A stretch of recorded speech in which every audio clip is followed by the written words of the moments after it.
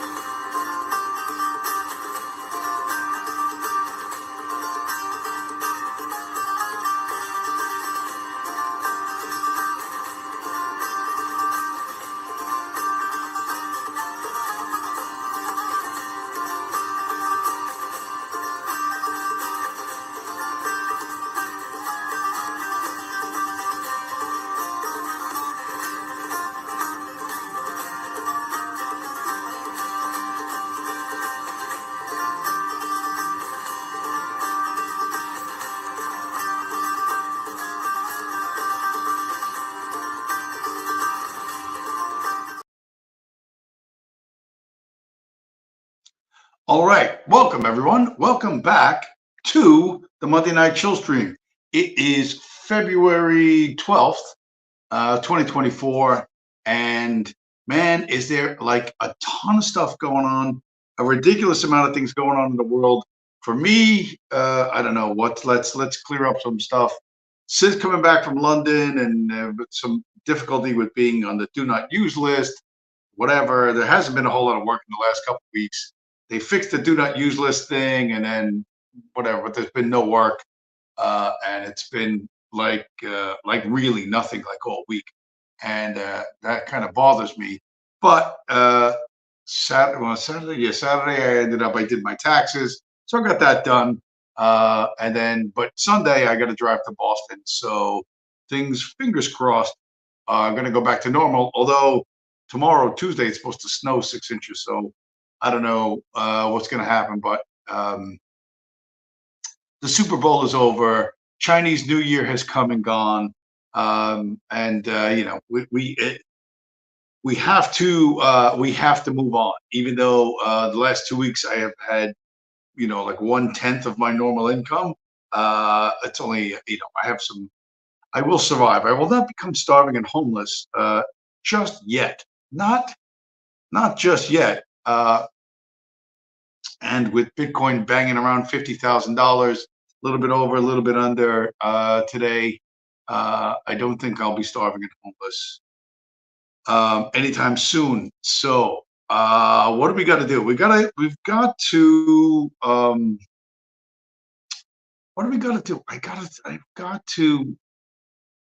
I want to go over some things from last week. Some stuff we got to go. Always seem to have to go over the same stuff over and over. But here's my man, my favorite punching bag, and I hope yours as well. Here's Elon Musk explaining to the world a little something about himself. And I don't know if you caught this last week, but this is what Elon said, and then this is what happened to him. Like, I'm Jewish. Aspirationally Jewish. I grew up around a lot of Jewish people. I went to Hebrew preschool, Rachel Spiro in South Africa. My name is very Jewish. I will tell you that for the past 10 years, people have assumed in my community that you were Jewish until I informed them otherwise. Yeah. Elon is a pretty Jewish name. He's super Jewish. Yeah. And then I went to Israel when I was 13. Visited Masada. I'm certainly checking. All right, so you remember that. He went to Jewish preschool. He's got a Jewish name. He went to fucking Israel when he was 13. All his friends are Jews, right? And yet, what happened? What happened? When you go against them, when you allow the anti-Semites a voice, he has to go to Auschwitz to be educated. Imagine, think to yourself for 5 fucking seconds.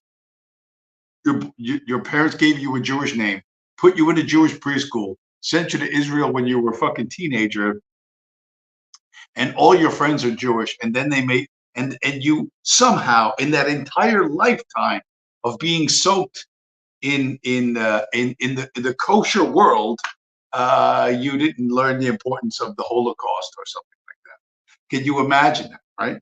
So, of course, no one can imagine that. Elon is a puppet of these people. His family positioned him to be Shabos, and he's done really well. He's done better than Nancy Pelosi. He's done better than like Lyndon Johnson and the other Shabos servants of the tribe around around the globe and throughout time. But just wanted to just sit with that for a moment. That they make him go to Auschwitz after all of that, the entire lifetime. You will never, ever, ever. You will never satisfy these people, no matter what you do, and they're gonna make you kneel. Here's another quick article. When they want to give you headaches, headaches will appear out of nowhere. Bad luck will fall out of the sky.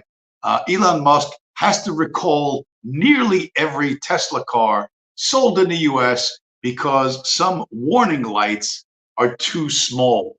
This is some court. They're saying that 2.2 million vehicles have to be recalled because the warning lights are too small. Sigs and Codes got those Cubs to Bears books for my kids for Christmas. Thanks, man. Hey, Sigs, welcome to the show. I haven't seen you in a while. That guy's. I like that stuff that guy does. I mean, I don't think he can go after quite as directly as I can, but he's so close. And the reality is, you don't need to be bang on at all times. Getting the correct ideas across is critical. It's absolutely critical, and understanding the role that banking plays, not only in external wars, but the internal workings of the United States. That's something you should be aware of from an early time. The earlier you are aware of that, the less likely you are to fall prey to the narratives that they're going to push. But so where were we? Okay, so Elon had to bend the knee, but the world is not going to change overnight, right? I pointed this out last week, right?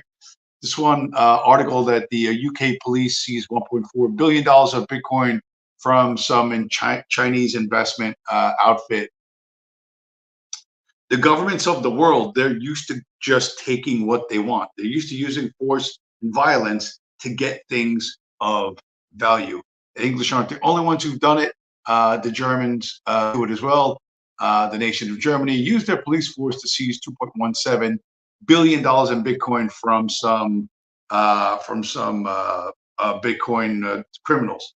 And as I've shown in the past on this show, these people that steal Bitcoin and they steal like stuff that's worth $2, $3, $4, $5 billion, they're dorks. They're soft as marshmallow dorks. As soon as the handcuffs go on, they're going to give it up. You know what I mean? Instead of telling the cops, hey, screw you, I'm not going to give you nothing, because you're going to go to prison anyway, or prove it at trial. They'll just give it up. It's very different when you're alone. handcuffed in the back room, and people with skilled interrogators are working on you. That's a whole different level of test that they didn't give you in that expensive school you went to, which gave you the degree necessary to have access to steal shit. Sigs and Codes. He does a homeschooling program too. We're incorporating some of it with ours. Pumped about 50K. Pumped about the 50K and the halving. Yeah, the things are just going to continue to go Bitcoin's way. Let's run.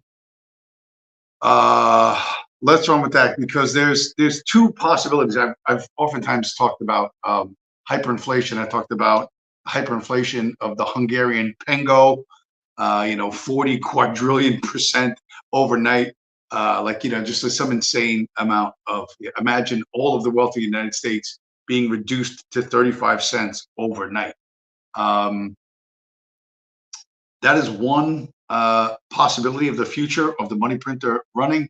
The other one is this one. This is the other possibility, which is deflationary collapse. That is to say, things are just too expensive and people can't afford. Wages not keeping up. Everything, all the necessities of life are so expensive that the rest of the economy grinds to a halt.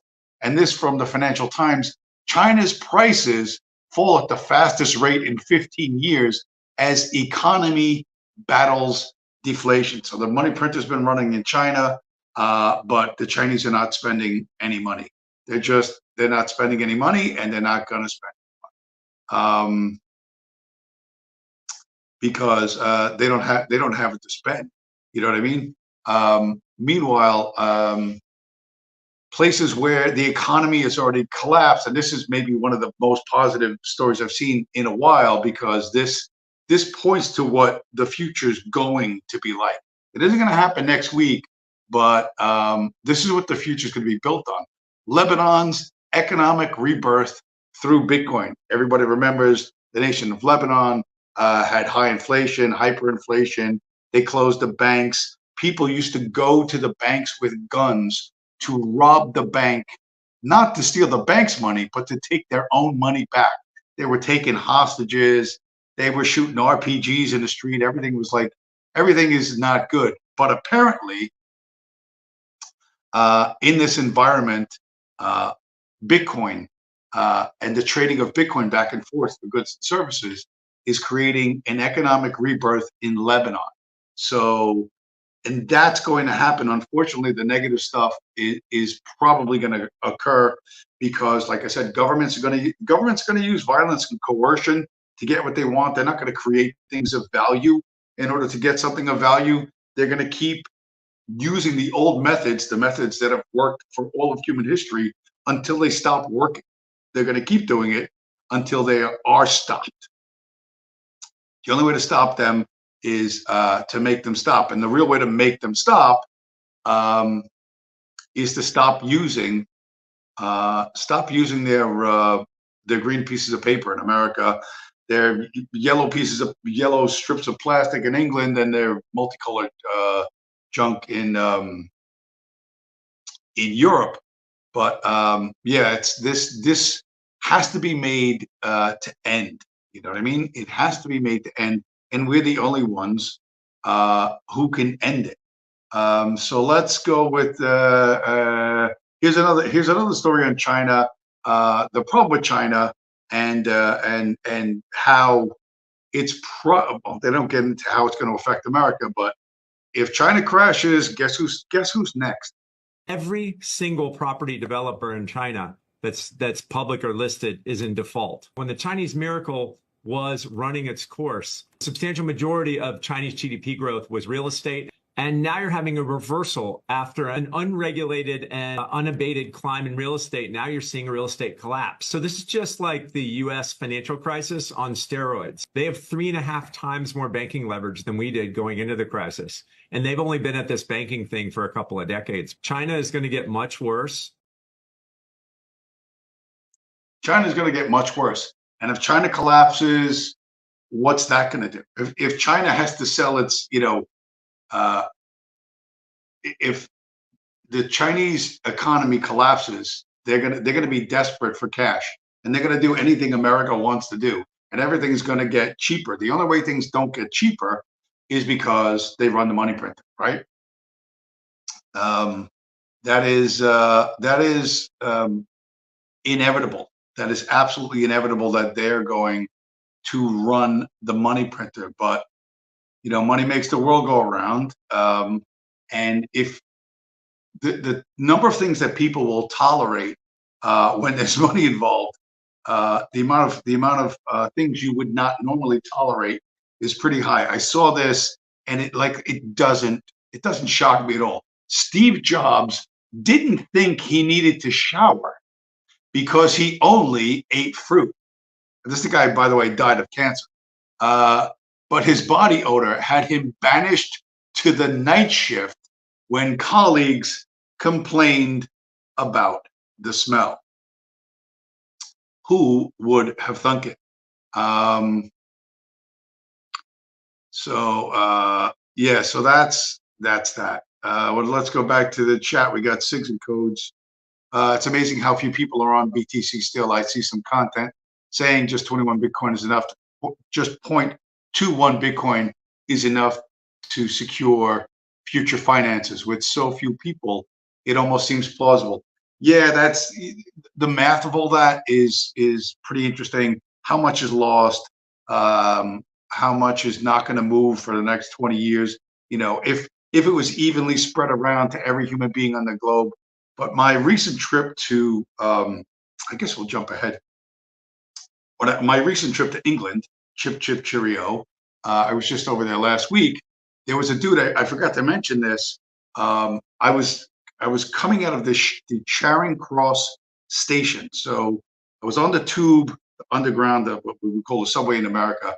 But the tube is deep, and you come up these like two really long escalators to Charing Cross train station, which is where you get the national trains going throughout England to various different parts of England, outside of London.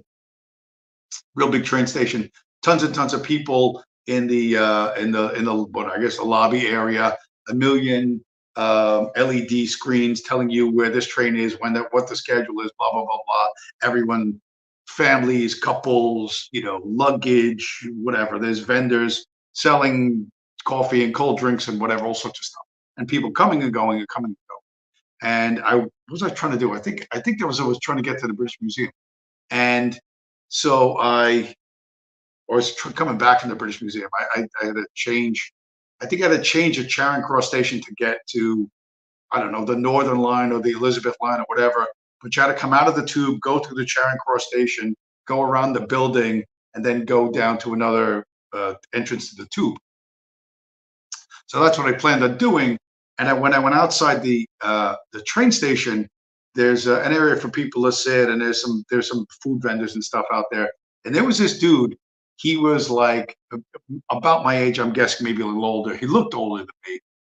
Tall guy, like 6'2"-ish, 6'3"-ish, extremely well dressed. You will be fashion shamed like a mofo in London, and particularly me. I have zero fashion sense.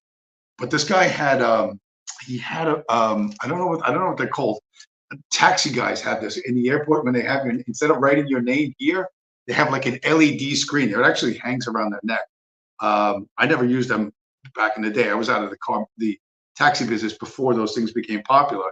But this guy had one of these, and and you could print whatever you want on there. Like you could print like 3 or 4 lines of text, and he actually wrote like something like pussy is a biological trick or something like that. And he's saying that sex is a trick, and it's he says, I'm like, he was saying some crazy nonsense about sex and reproduction, and I'm like, what the fuck is this whacked out pervert? There's a really well dressed guy, and there were some people like engaging with him and arguing with him, and I'm just like, what the fuck, what's this guy talking about? And he's like, sex is a biological trick, and you shouldn't fall for it, and blah blah blah blah, and this and that. And security, Charing Cross train security, tried to shoo him away, but he he shut them down somehow. I don't know. He said like, well, you need a permit to be here. And he said, no, I don't, or whatever. I don't know. He made them go away. So, and there's one woman that's kind of engaging with them and says, well, have you considered masturbation? And she was like a good looking, dark haired woman. I don't know. She didn't look English. I don't know. I don't know. She sounded English, so she probably grew up there. But so whatever. And they're going back and forth, and I said, all right, let me jump in there, and I start exchanging with this guy, and he doesn't really want any part of me because my style is not a genteel English. It's not Marcus of Queensberry rules. You know what I mean? I'm going in there to brawl, and so he kind of moves away, and he's just talking to one woman like over, I don't know, some short distance away, and I end up chatting with some middle-aged couple who are waiting for some friends. Blah blah blah blah. Anyway, so I forget about the guy, and I go on my way.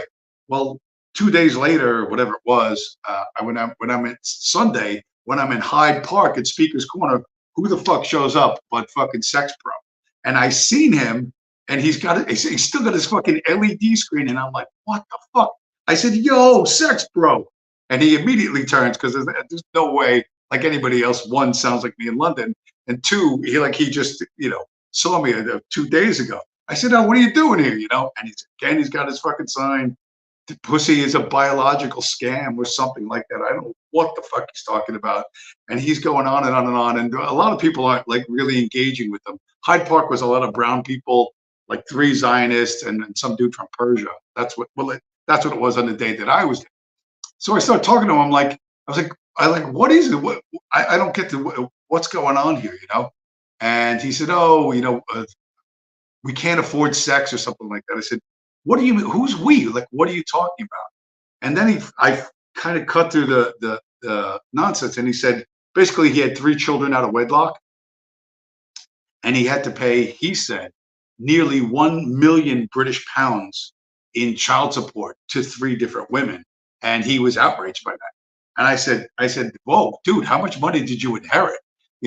And he went, well, I inherited money, but I also made some on my own, which is bullshit. Make a nickel on something. But he was some rich dude who just basically wanted to, I don't know, prima nocta or whatever. I don't know, whatever. Hello, love, how's your father?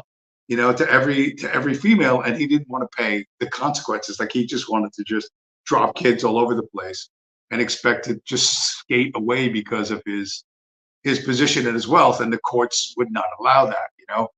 And but this was the only guy he knew about Bitcoin. And he says, well, I'm involved with a blockchain project here in London. And I started to say, listen, it's not decentralized. He says, no, it's decentralized. I said, what's it called? He said, oh, well, I don't want to say it right now, which means it's a shit coin. It's some kind of centralized shit coin. But he was the only guy who knew thing one about Bitcoin. I try to talk to people about Bitcoin in Speaker's Corner. They have no fucking clue. They have no idea. You were born into this fiat world. This is the dimensions of this is all that you know. And until it's ripped away from you and you're forced to live in a different world, exchanging value in a different fashion, you're going to stay with what you were born with real money, the paper bills that keep losing value and losing value. Or in England, they're plastic bills. They're plastic strips. But yeah, that's people they don't want to hear it. That they cannot imagine a world different from the one they're living in, and until it's ripped away from them, this is the way it is. So the people who see the value of Bitcoin, the people who are stacking Bitcoin, myself, and I know a few other people, a few people I've convinced to trade their fiat for Bitcoin. Until they're forced to do it, they just won't do it. So, you got to shout it to the void. You gotta go out there and I guess proselytize if you're like me. But at the end of the day, most people aren't going to get it. Speak to 200 people, you might get 1 or 2 who are interested, and of that, maybe only one's going to, they'll buy like $50 worth and think what they've done. Meanwhile, globally, the race for Bitcoin is everywhere. In the U.S., the Chinese are subject to lawsuits and various different federal government scrutiny about their Bitcoin mining activities, which is bullshit because it's 100% legal. But the Chinese are not limiting their options, right?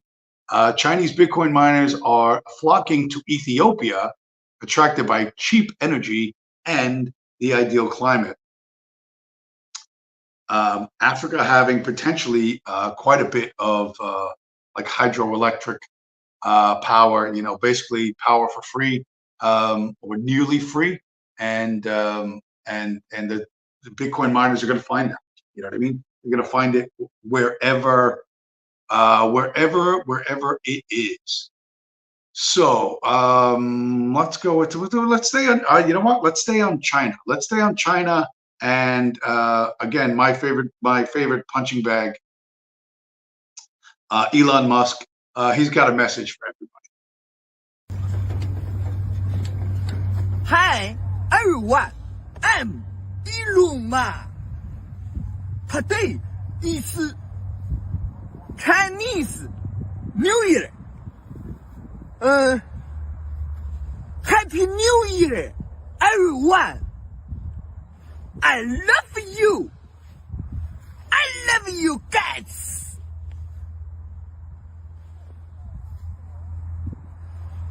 Wow, wow. I love you. So that's, I'm glad to see Elon's in a good mood, and I don't think he's on drugs. He might be on drugs there. He might not be, because he's wearing a Christmas hat on Chinese New Year. But I think red is a lucky color for the Chinese. It's like I think they put money in red envelopes and exchange it. So maybe that's what the red Santa hat was. But yeah, Elon being forced to the world's richest man being made not the world's richest man. And then even though he's been propagandized about the suffering of the Jews is literally his entire life, and he's named after a Jew, is forced to go to Auschwitz and learn about the dangers of allowing people to say things that are anti-Semitic. This really is what Elon should have said when they told him to go to Auschwitz. Go fuck yourself. Black me with money. Hey, Papa. Money. No money. No money. No money. Yeah, so that's what he should. He should have said, "Go fuck yourself." He said, "You're not going to blackmail Twitter for the advertising." When the fucking Rothschilds called him up and said, "You're going to take your kid on a field trip to fucking Auschwitz," he should have said, "Go fuck yourself." Which if he was a self-made man, he would have done that. But he's not going to do that. He's not going to do that because he's not a self-made man. He's a pathetic junkie who was, born and raised to be Shabos, and he's maybe the most famous and successful one. But yeah, he's not. He doesn't have what it takes to tell them to go fuck themselves. But eventually, that's what everyone's going to do. I mentioned, where is it? What I mentioned last week? Here. A news article, Jerome Powell, the U.S. is on an unsustainable fiscal path. If you haven't seen it, here it is. Here's Jerome Powell, like I teased in the opener, telling the truth and telling some lies at the same time. Another economic hangover after the pandemic is a sharp increase in the national debt. 30 years from now, it is projected to be $144 trillion, or $1 million per household. How do you assess the national debt? We mostly try very hard not to comment on fiscal policy and instruct Congress on how to do their job when actually they have oversight over us. But is the national debt a danger to the economy, in your view? In the long run, The U.S. is on an unsustainable fiscal path. The U.S. federal government's on an unsustainable fiscal path. And that just means that the debt is growing faster than the economy. I have the sense this worries you very much. Over the long run, of course it does. You know, we're borrowing from future generations. It's time for us to get back to putting a priority on fiscal sustainability. And sooner is better than later. Okay, so Another economic hang. I want to get the screen share off. That's what I'm looking to do. Get the screen share off. Get the screen share off. So there's Jerome Powell telling the truth and telling some lies. Oh, the debt is growing faster than the economy. That's true. Congress has oversight over the Federal Reserve. That is not true. We're stealing from future generations. True, but we're also stealing from the current generation, right? Inflation hurts people here and now, in the here and now. Judas Fly Chai, based Persian Mission Guy. Shalom from my home. Shalom, sir. And Virgil Doc, Purple Heart. Good evening. Good evening to yourself. Good evening. Welcome to the show, gentlemen. So Jerome Powell saying that the debt growing faster than the economy, we've got to get back to fiscal responsibility. Really, Jerome? You represent the private bank whose profits increase the deeper the American government goes into debt. But you're saying, oh, no, go back to fiscal responsibility. It's all on Congress, right? It's all blame shifting and bullshit. There is no one at the Federal Reserve that wants America on a sustainable fiscal path. Judas Flychai, I need to vape THC to feel normal. Well, okay. I'm not sure that that's a good normal for you, sir. I am not certain that is good for you. But if you feel like you must do it, you're a grown man. You're an adult. America is still a relatively free country. And listen, the devil's lettuce is legal probably in 40 states already. But the Federal Reserve now, there's no hiding it. There's no the debt's growing faster than the economy. That means we will not be able to repay our debts. What I've been talking about for, I don't know, a couple of years now, directly or indirectly. Judas Flychai, smoking weed gives me a headache. I only vape. Really? Old school roll it and smoke it is causes headaches. Interesting. In London, I only barely smelt weed, I think twice. It's not at all like in the U.S. where it feels like I can't spot what these people are, but I swear to God, they're 10 feet fucking away from me. However, the unsustainable, this is the fucking hilarious. My second favorite punching bag is another member of the tribe, a guy named Sam Altman. He's the CEO of OpenAI, and he recently married his partner, a guy named, I don't know, Andrew Lipsitz or whatever it is. I don't know. Amazingly, AI is actually a gay guy. I don't know who this shocks, but it should not be that much of a shock. What does the future hold? Well, here's what Sam Altman, the genius behind AI, thinks. OpenAI CEO Sam Altman seeks as much as $7 trillion, that's with the T, for new AI chip project. OpenAI CEO Sam Altman wants to overhaul the global semiconductor industry with trillions of dollars in investment, the Wall Street Journal reported. Now, he's not going to be raising this from venture capitalists. Where do you think the $7 trillion is going to come from? Now, I don't know if he's going to get all $7 trillion. Maybe he'll only get $6 trillion. Maybe Congress will go, whoa, that's $7 trillion. That's crazy. We're only going to give you $6 trillion. And I don't think he's going to get it in the next 3 months, but he's going to get it. The idea is, the American government will be responsible for, or the American controlled companies will be making the chips of the future or some shit like that. But trust me, they're giving this insane Jewish homo $7 trillion to fix everything.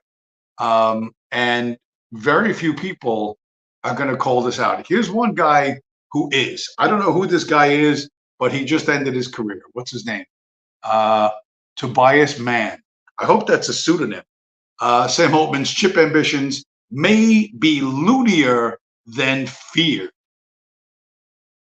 So if you call the homosexual Jew who is responsible for AI a loony, basically your career's ended. I hope that guy has a lot of Bitcoin or a way to live outside the United States, because when this does fail, and it will fail, people like him will be crushed for telling the truth. And the other reason to stop using their money is this is a lesser known aspect of AI, a lesser known aspect of Sam Altman, but there's the woman who is currently running their universal basic income study. So the AI people are running a UBI study, giving people between $50 and $2,000 a month and observing what they do.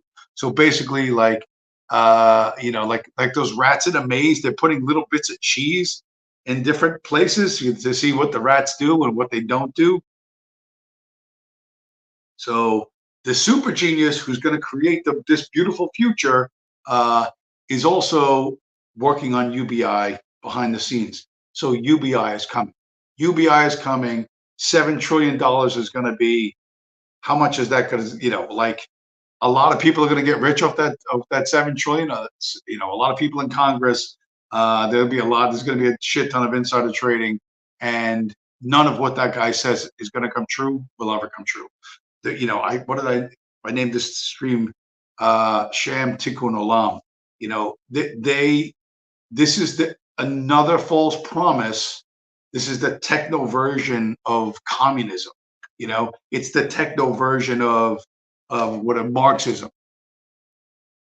Oh, we got this super smart computer program and it's going to fix everything. It ain't going to fix fucking shit.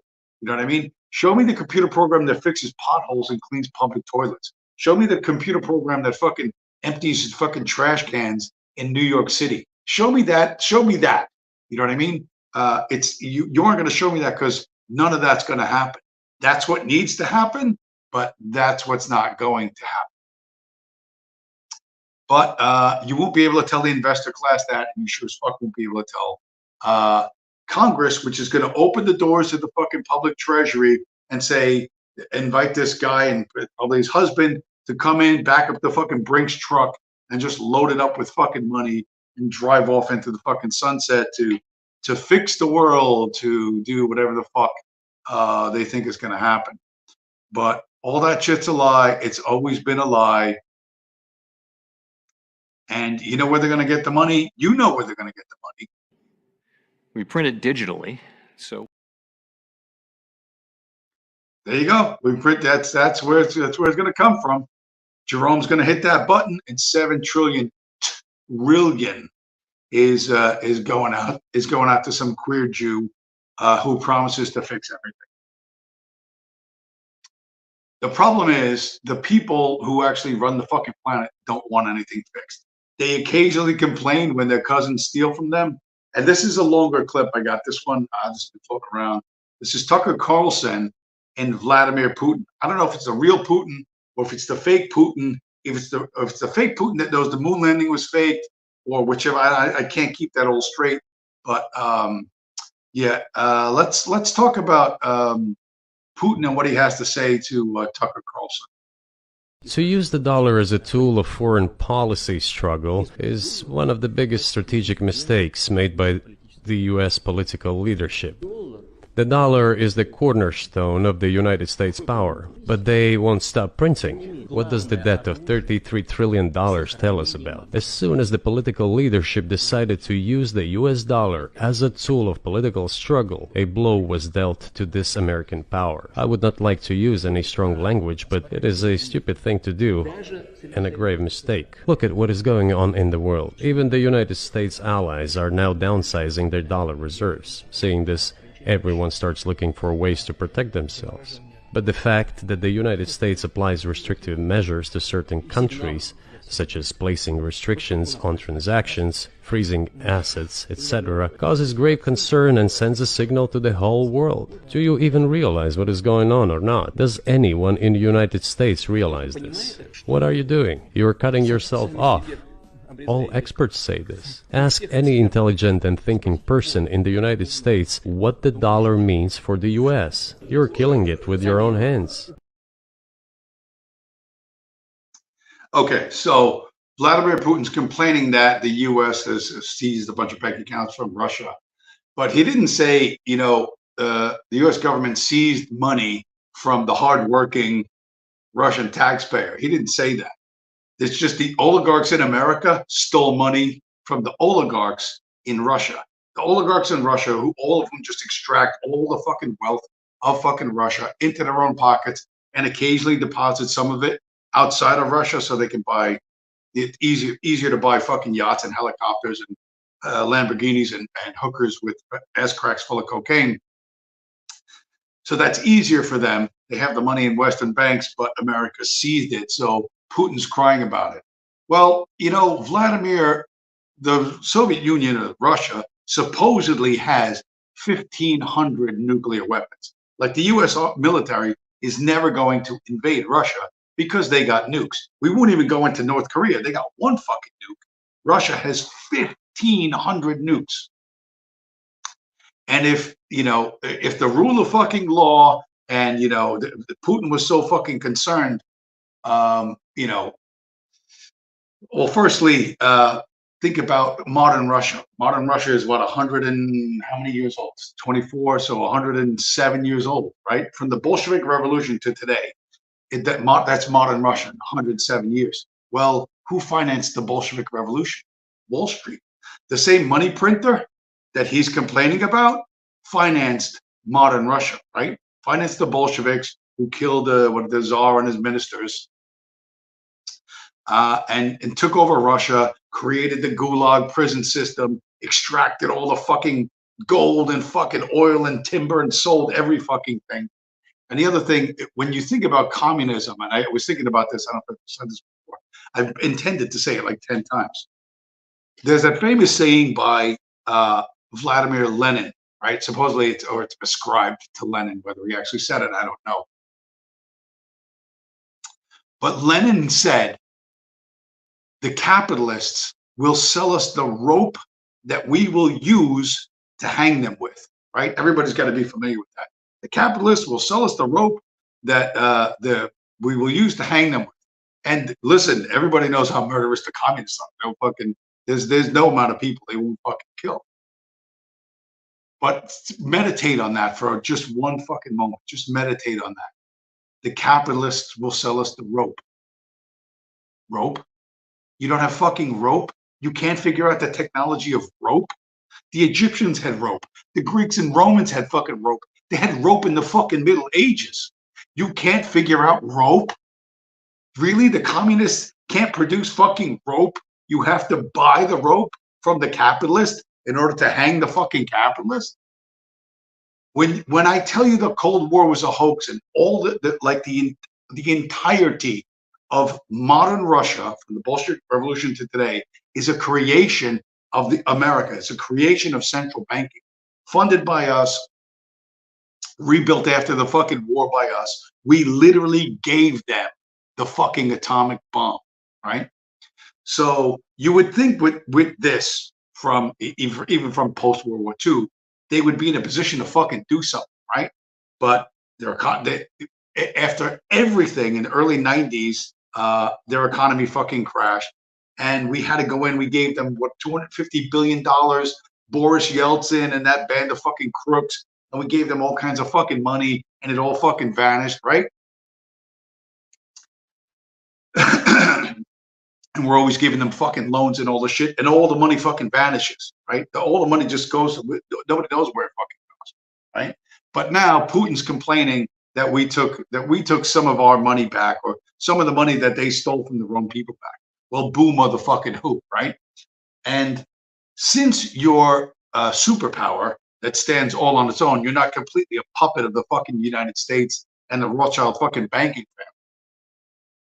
That you're capable of all this great shit, even though fucking the only thing that's changed since the communist days is that the gulags are shut down and you can get some fucking shitty factory job, and that you can go to church on fucking Sunday. But I think that's the only two fucking changes in any real meaningful sense in Russia. But you look at the Russian war in the Ukraine, you see how much the Russian army really sucks. You understand how bad the Russian army sucks, that they can't beat the fucking Ukraine, how fucking shit they are. Their shit, their equipment shit, their leadership is fucking shit. It's all fucking shit. They were never a fucking thing. If it wasn't for Britain and America, you know, Russia today would be just fucking East Germany. The entire country would be fucking Eastern Germany, or the Eastern German Protectorate, whatever the fuck they would have fucking named it. Don't pretend otherwise. But if Putin was really so concerned and all these BRICS, the BRICS countries is 159 of us, we're all gonna get together and we're gonna issue new money and it's backed by gold, blah, blah, blah, blah. It's a fucking bullshit. They ain't gonna fucking never do it. But just do it already. What are you talking about? It just fucking do it. Just do it. Russia itself, if it would just create, why can't Russia become the America of Asia? What do I mean by that? In America, right, it's the super economy of the Western Hemisphere. All the Mexicans come across the border. The Guatemalans come across the border. Chinese, Saudis, everybody wants to get in America through the border, right? Because America is so much better than Mexico or Guatemala or any of those other countries. Why doesn't Russia do that? Why can't Russia create an economy, right, that's so powerful that the people of the Ukraine just go, fuck it, I want to be with those guys. I don't want to fight. Let's just go. We can make a nice living over there. Let's go. Why don't they do that? Because Russia, since the Bolsheviks took it over, since they murdered everybody and took it over, it's all about extracting all the fucking wealth to a very, very small elite, 135 Jewish oligarchs that run that country. It's not about spreading the wealth. It's not about developing infrastructure. It's not about a 21st century country. It's about extraction of fucking wealth, right? Up to the elites. And that occasionally their elites lose some money to our elites, which they're just fucking cousins, right? They're just two fucking sets of Jewish cousins fighting over who gets to steal the wealth that the goy fucking produce. You know, and then he goes and cries about it, right? And he's a fucking puppet as much as Trump's a fucking puppet, as much as they're all fucking puppets. I find it absolutely hilarious when people are like, Trump versus Biden or this person versus, I'm like, it doesn't matter. Yeah. They're not the people who make the decisions anyways. Yeah. It's the people who control the money. Yeah. And the people who control the money are the central banks. Yeah. And guess who owns the central banks? Because it's not the government. It's not the government. You vote for the people who manage you. And by managing you, I mean, they sell you on the ideas that the bankers want you to fucking go along with. So yeah, Vladimir Putin, he's not a fucking nationalist. All you dopey fucking retards who think that, you know, you're going to be rescued by the strong man. It's never, never, ever going to happen. It has not ever happened, and it will not ever happen. And they will put in front of you whatever they need to put in front of you. I saw this. This is not normally what I do, but I do have some light connections to the community, the black community.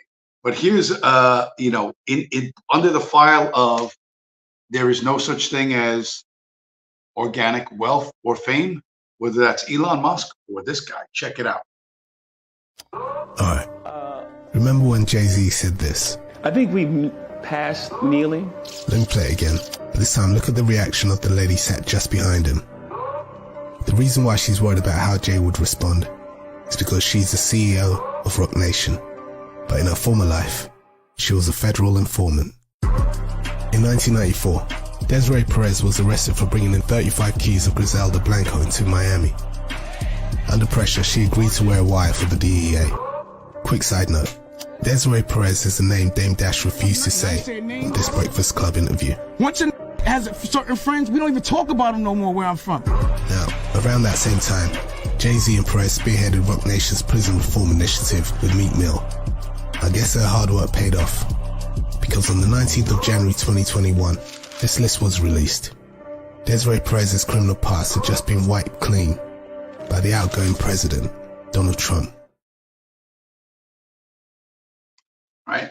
No organic wealth, no organic fame. Jay-Z is a billionaire. He's admitted to being a drug dealer.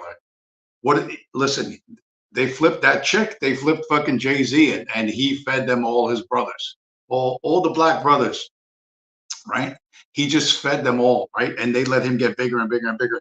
Jay-Z, like I said, now a billionaire. He's married to Beyonce, and he's co-owner, or he was, I don't know, I guess he still is, co-owner of some sports ball team. I don't know which sports ball team.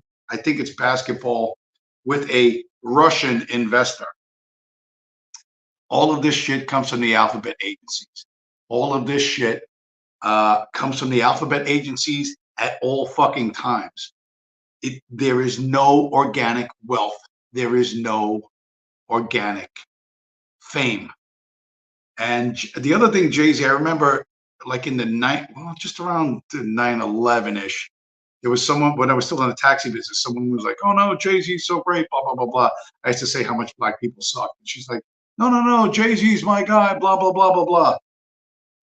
I think he holds the record for the most popular rap albums ever sold. And I'm like, really? Because, I'd heard him straight rapping, and I'm like, this is shit. I don't like rap anyway. But I'm like, this guy's particularly shitty at it. But here's what he did.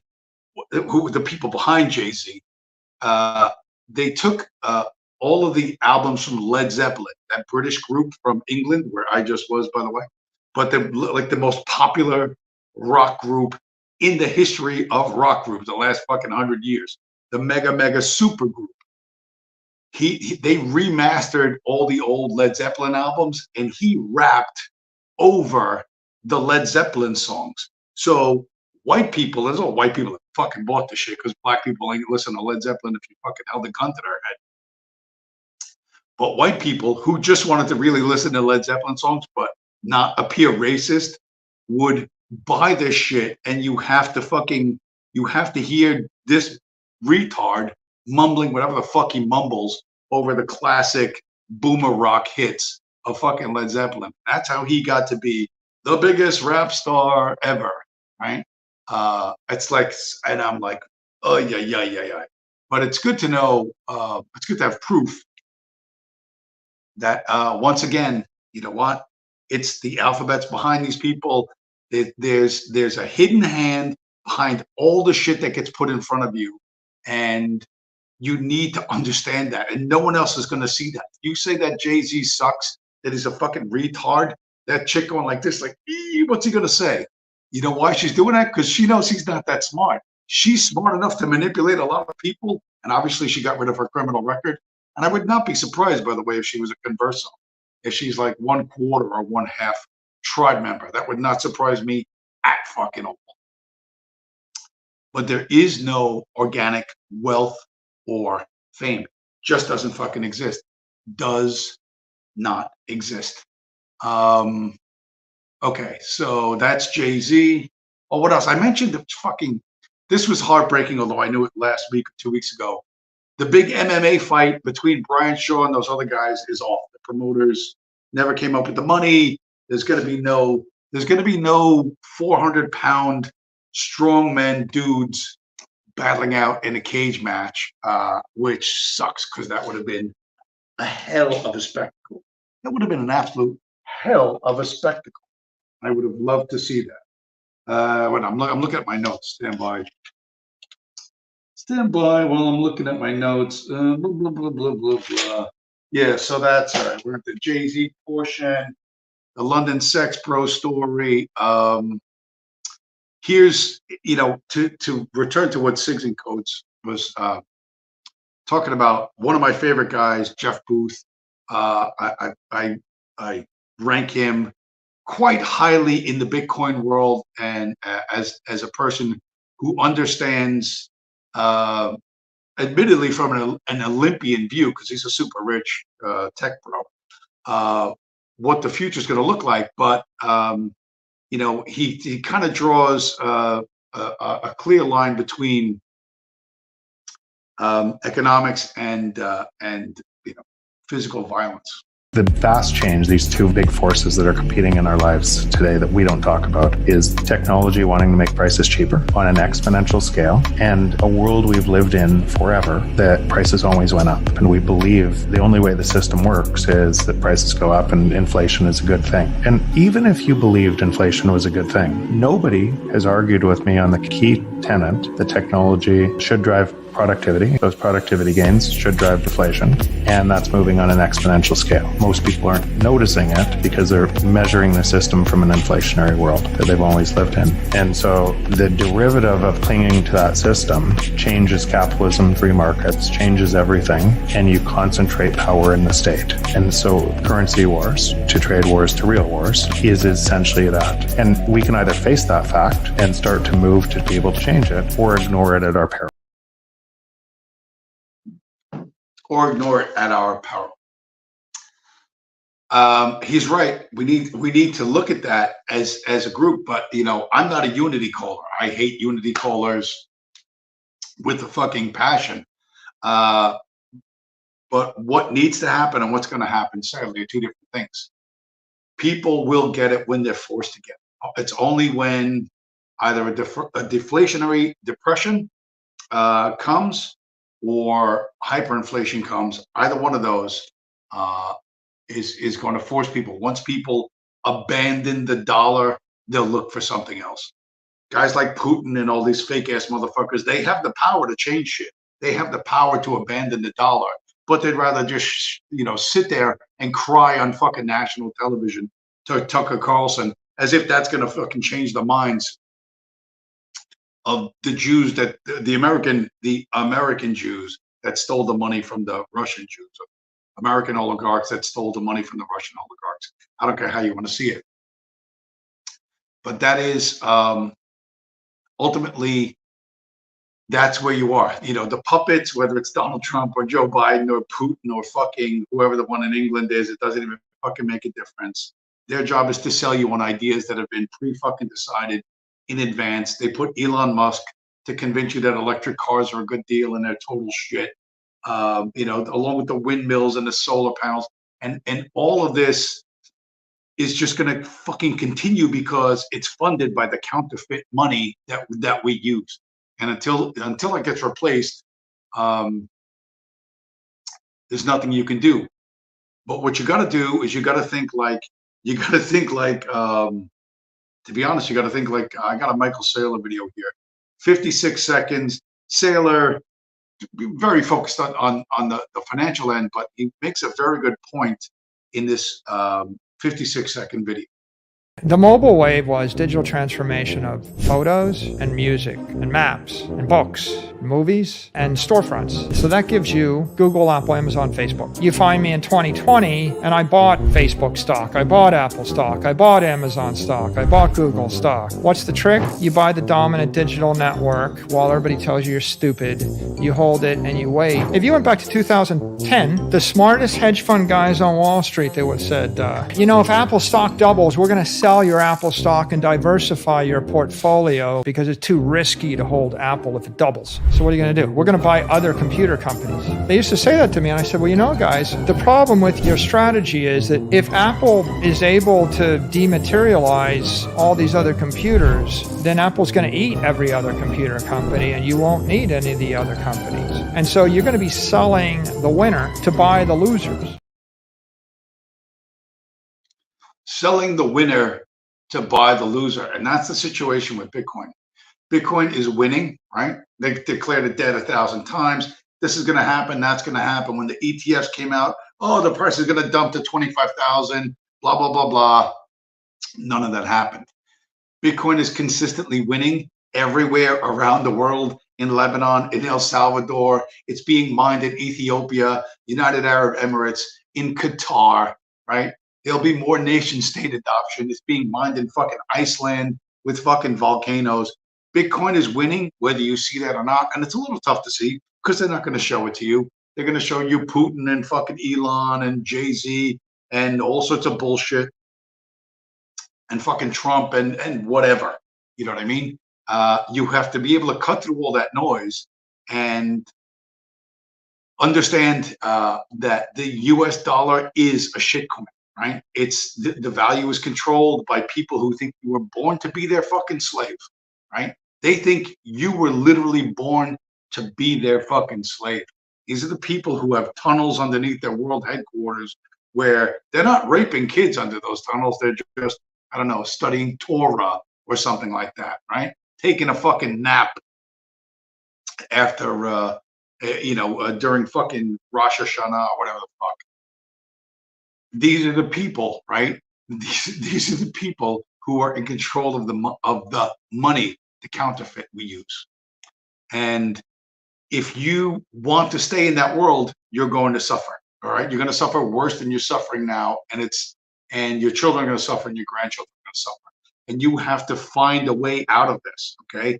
And the way out is to stop using their money. If you're there before everyone else, well, then you're going to benefit more than everyone else. The rest of the world will eventually catch up, but at the end of the day, bro, I mentioned this guy. This is I like this guy. He's a self-help guru, but one that I think is worth listening to.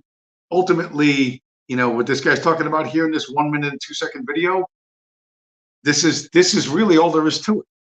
Healing is more about where you're going than figuring out why you are where you are. And while there is some value in examining where you came from, obsessively looking back at all of the bad things that ever happened to you, bullying and the bad parenting and the narcissistic relationships, it's much more important and far more helpful to start examining where you actually want to go. Think of it like this. I'm presently in the Orange County Airport headed to Denver, Colorado. When I planned this trip, I didn't sit in my house and obsessively wonder what had brought me to California. I didn't think long and hard about all of the ways that I could have done this differently. I looked at the obstacles that were in my way, booking the trip, finding the hotel, getting a rental car, executed the steps required to get those things out of my way, and commenced on my journey. Personal growth isn't really that much different.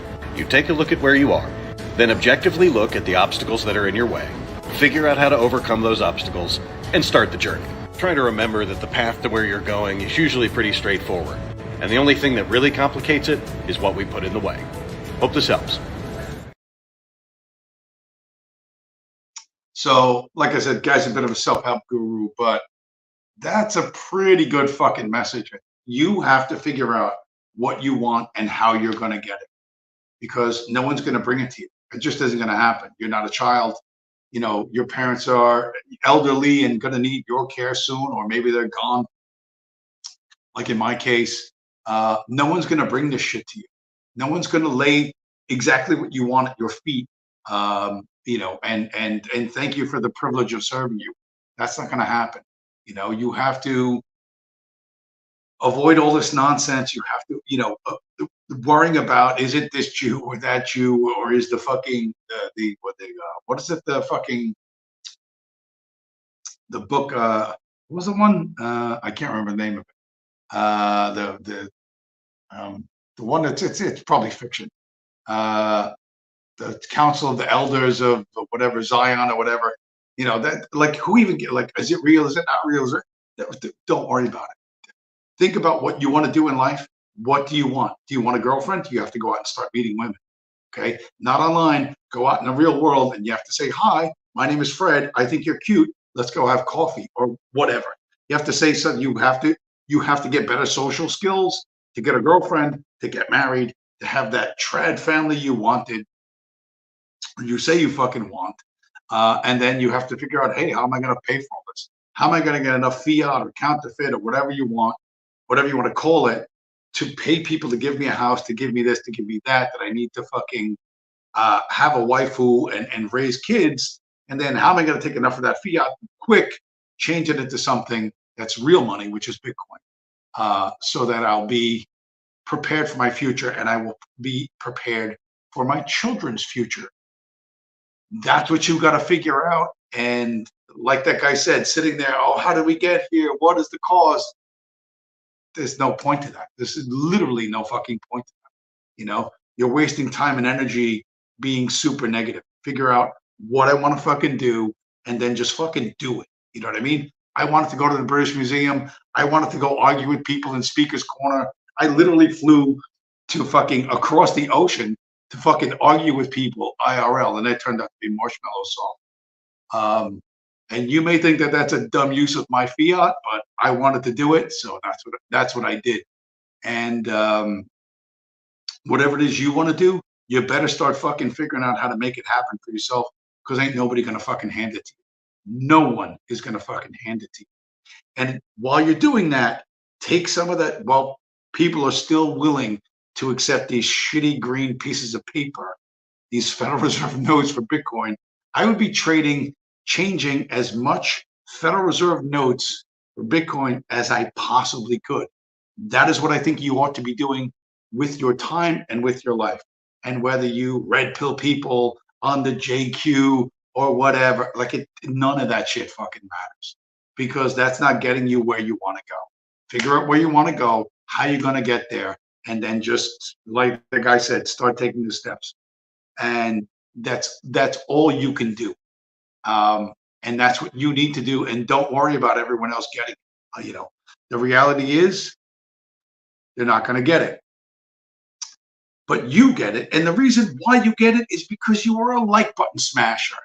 You know, you appreciate the content, you appreciate the focus, you appreciate the lunacy and the entertainment that is the Monday Night Chill Stream. The Monday Night Chill Stream, where you could sum up the entire Monday Night Chill Stream by this message right below.